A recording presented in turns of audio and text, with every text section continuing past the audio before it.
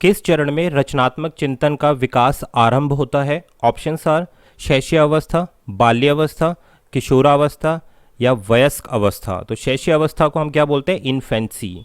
जब बच्चा बर्थ लेता है, बर्थ से 2 साल तक की अवस्था को, 2 इयर्स तक की एज को हम क्या बोलते हैं? इन्फेंसी बोलते हैं।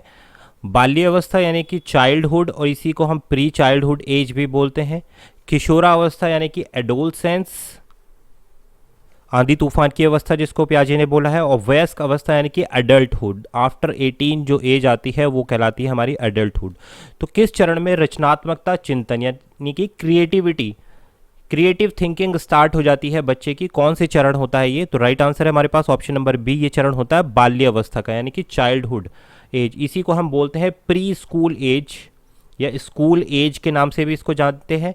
गैंग एज जो होती है बच्चे की वो भी यही होती है, और ये 2 से 6 साल तक की अवस्था और 2 से 6 वर्ष तक की जो अवस्था होती है वो चाइल्डहुड एज कहलाती है। इसी को हम स्कूल एज, गैंग एज, इसी में ही रचनात्मक चिंतन जो है बच्चे के अंदर डेवलप होता है, यानी कि क्रिएटिव थिंकिंग बच्चे के अंदर विकास आरंभ हो जाता है। Option B is the right answer. Hello and welcome back to the Shiksha for Naukri. Discuss करेंगे इंपॉर्टेंट क्वेश्चंस की ये सीरीज है जिसमें हम लोग टीचिंग एप्टीट्यूड यानी कि हम शिक्षण पद्धति को पढ़ रहे हैं, टीचिंग एप्टीट्यूड यानी कि शिक्षण अभिरुचि को पढ़ रहे हैं, जिसमें हम मॉडल टेस्ट नंबर 9 को देख रहे हैं। भाई इस वीडियो सीरीज में बहुत ही इंपॉर्टेंट लेक्चर जा रहा है, इस पे बहुत सेलेक्टेड क्वेश्चंस रखे गए हैं। टेलीग्राम पर अगर आपने ज्वाइन नहीं किया तो ज़रूर टेलीग्राम पर ज्वाइन कर लें। शिक्षा फॉर नौकरी से आप टेलीग्राम लिंक मिल जाएगा आपको वीडियो के डिस्क्रिप्शन में। और प्रीवियस जितने भी हमने टीचिंग एप्टीट्यूड यानी कि शिक्षण अभिरुचि के हमने लेक्चर्स को डिस्कस किया है उत्तराखंड LT के लिए, ज़रूर जाकर ऊपर आई सेक्शन में लिंक आ रहा है, ज़रूर चेक करें। बहुत ही इंपॉर्टेंट सीरीज़ है उत्तराखंड के लिए। क्वेश्चन नंबर 2 से स्टार्ट करते हैं। शैक्षिक कार्यक्रमों को प्रभावशाली ढंग से आयोजित करने के लिए व्यक्तिगत भिन्नता के कौन से क्षेत्र सर्वाधिक महत्वपूर्ण हैं? शैक्षिक कार्यक्रमों को प्रभावित और प्रभावशाली ढंग से आयोजित करने के लिए ऑप्शंस आर शारीरिक विशेषताओं के साथ, सामाजिक विशेषताओं के साथ साथ शारीरिक विशेषताएं, समाज और भावात्मक विशेषताएं, समाज भावात्मक और मानसिक विशेषताएं। तो राइट आंसर क्या होगा? शैक्षणिक कार्यक्रम जो एजुकेशनल प्रोग्राम होते हैं उसको प्रभावशाली ढंग से आयोजित करने के लिए व्यक्तिगत भिन्नता के कौन कौन से क्षेत्र सर्वाधिक महत्वपूर्ण हैं? तो राइट आंसर रहेगा हमारे पास ऑप्शन नंबर डी जो है बिल्कुल करेक्ट आंसर रहेगा, जिसमें क्या चीज़ है? समाज। ऑप्शन डी ये है हमारे पास। समाज यानी कि सोशल और इमोशनल एंड मेंटल, तीनों ही पक्षों को हम देखते हैं। सोशल बोले तो सामाजिक पक्ष, भावात्मक पक्ष यानी कि इमोशनल फैक्टर, मानसिक विशेषताएं यानी कि मेंटल जो आपके माइंड से रिलेटेड रहती हैं। तो तीनों चीज़ों का कोऑर्डिनेशन होना बहुत ज़रूरी है किसी भी एजुकेशनल कार्यक्रम, एजुकेशनल प्रोग्राम को प्रभावशाली ढंग से आयोजित करने के लिए, क्योंकि तीनों चीज़ें किस चीज़ को रिप्रेजेंट करती हैं? व्यक्तिगत भिन्नताओं को रिप्रेजेंट करती हैं कि समाज में अलग अलग तरीके के लोग होते हैं, इमोशनल बिहेवियर भी उनका चेक करना होता है और मेंटल बिहेवियर भी उनका चेक करना होता है। तो option number D is the right answer for question number 2। Next discuss करते हैं क्वेश्चन 3। निम्नलिखित अधिगम मनोवैज्ञानिक की सूची में से किसने भावात्मक निवेश को अधिगम का एक स्वरूप स्वीकार किया है? आपको बताना है कि अधिगम बोले तो लर्निंग, मनोविश्लेषणात्मक का मतलब है साइकोलॉजिकल, जो लर्निंग की सूची में किसने भावात्मक निवेश को अधिगम का एक स्वरूप दिया है? टॉलमैन है, ये लुविन है, कोहलर हैं या फिर प्याजे हैं? तो ये है हमारे साइंटिस्ट टॉलमैन, जिन्होंने अधिगम यानी कि लर्निंग साइकोलॉजी में भावात्मक निवेश यानी कि भावात्मक का मतलब क्या होता है? इमोशंस जो होते हैं आपके, उसको लर्निंग का एक स्वरूप स्वीकार किया है। तो ये है tall man. Option number A is the right answer. Question 4 statement दिया है यहाँ पर। स्टेटमेंट ए बोलता है संकट के समय सामान्यतः असामान्य व्यवहार प्रतिरूप होता है। इसका कारण दिया है व्यवहार संबंधित व्यक्तिक्रम संकट काल की रिपोर्टों में प्रतिबिंबित होते हैं। तो निम्नलिखित में से कौन सा सही है? स्टेटमेंट ए सही है या रीज़न उसका आर सही है या दोनों ही सही हैं? ये आपको बताना है क्वेश्चन नंबर 4 के लिए। तो देखिए राइट आंसर है यहाँ पर ऑप्शन नंबर बी, ए और आर दोनों सही हैं। बात क्लियर है। और आर जो है सही कारण है किसका, ए का, कि संकट के समय सामान्यता असामान्य व्यवहार प्रतिरूप होता है। बिल्कुल सही बात है भाई, कभी भी किसी पर भी, चाहे वो कोई भी जीव जंतु हो या कोई मनुष्य हो, उसके ऊपर अगर कोई भी संकट पड़ेगा तो उस समय जो उसका नॉर्मल बिहेवियर होता है, जो जनरल बिहेवियर होता है, उससे हटके वो अपना व्यवहार शो करता है अपने आप को बचाने के लिए, अपने आप को सुरक्षित करने के लिए। तो ये हुई एक बात। कारण आर क्या है, व्यवहार संबंधित व्यक्तिगत संकट काल की रिपोर्टों में प्रतिबिंबित होते हैं। बिल्कुल सही बात है कि जो व्यवहार है वो व्यक्ति क्रम के संकट काल रिपोर्टों में प्रतिबिंबित होते हैं, कि व्यक्ति पर संकट पड़ा है तभी उसके व्यवहार में जो है चेंज आया है। और वो किसके कारण हुआ है, वो हुआ है संकट काल के समय में उसने इस तरीके के व्यवहार को प्रदर्शित किया है। तो इसका कारण भी सही है और अभिकथन भी सही है, तो option B is the right answer. Next question 5, Jain ज्ञान मीमांसा में सही ज्ञान का एक आधार क्या है। बात क्लियर हुई। ऑप्शंस आर आगात्मक तर्क, इंडक्टिव रीजनिंग, निगनात्मक तर्क यानी कि डिडक्टिव रीजनिंग, द्वंद्वात्मक तर्क, ऑप्शन नंबर डी नए आधारित तर्क यानी कि न्यू फैक्ट बेस्ड रीजनिंग जिसको बोला जाता है। ठीक है, तो इसमें क्या बोला, जैन ज्ञान मीमांसा में सही ज्ञान का आधार क्या है, तो वो है हमारे पास ऑप्शन नंबर सी द्वंद्वात्मक तर्क। नेक्स्ट क्वेश्चन नंबर 6, निम्नलिखित कथनों में से वृद्धि और विकास के बारे में से कौन सा कथन सत्य है।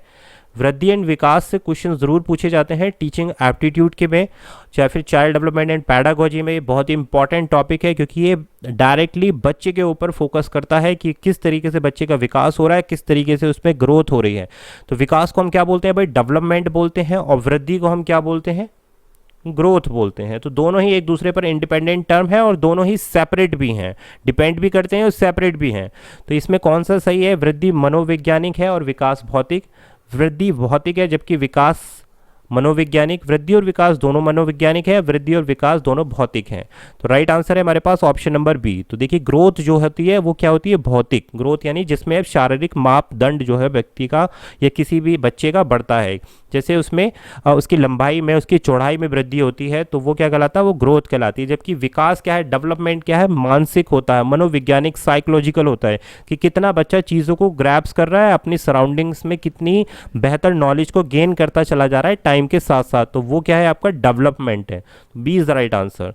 नेक्स्ट, निम्नलिखित में से कौन सा कथन शिक्षा के समाजशास्त्रीय परिप्रेक्ष्य में समुचित प्रतीत होता है। कौन सा कथन जो है शिक्षा के समाजशास्त्रीय परिवेश में सही प्रतीत होता है, यहाँ पर पूछा गया है।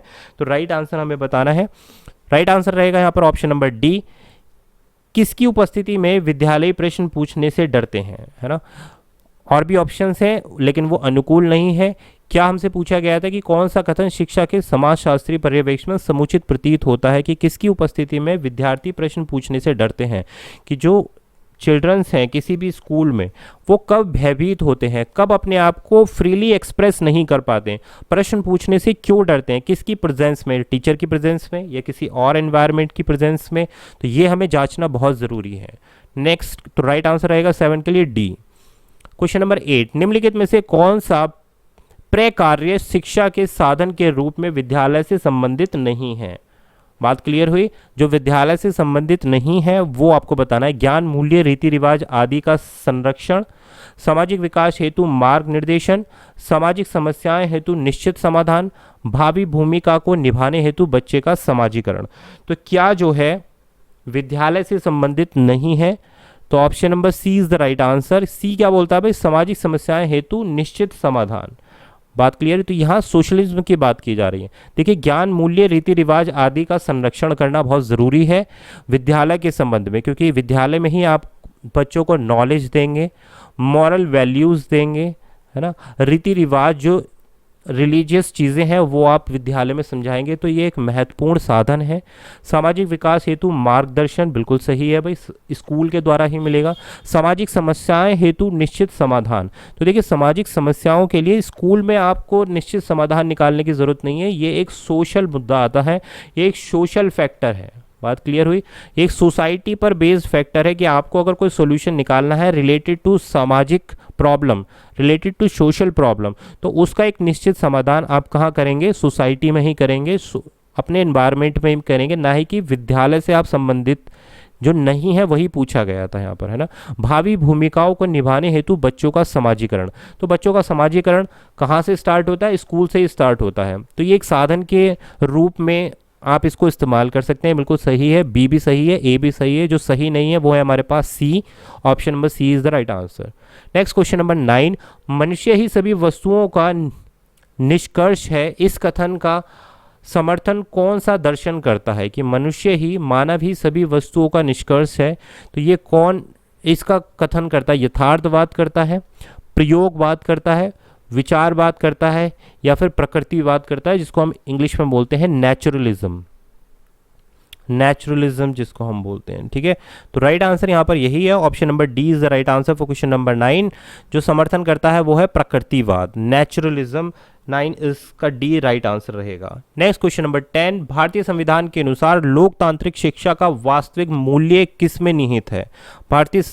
सभी भारतीयों को शिक्षा प्रदान करना, भारत में 100% साक्षरता प्रदान करना, सभी भारतीयों को कल का अच्छा नागरिक बनाना, या सभी भारतीयों के आधुनिकीकरण और आध्यात्मिकरण।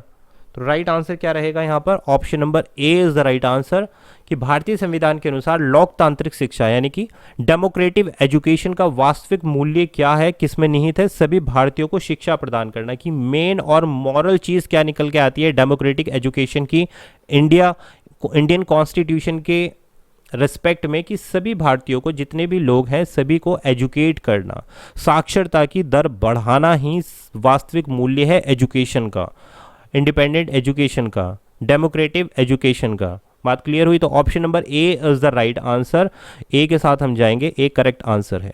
तो ये है हमारे इंपॉर्टेंट 10 क्वेश्चन। इस सीरीज़ को बिल्कुल भी मिस मत करना। वीडियो पसंद आई तो यार ज़्यादा से ज़्यादा शेयर करना, चैनल पर नए हो तो सब्सक्राइब करना।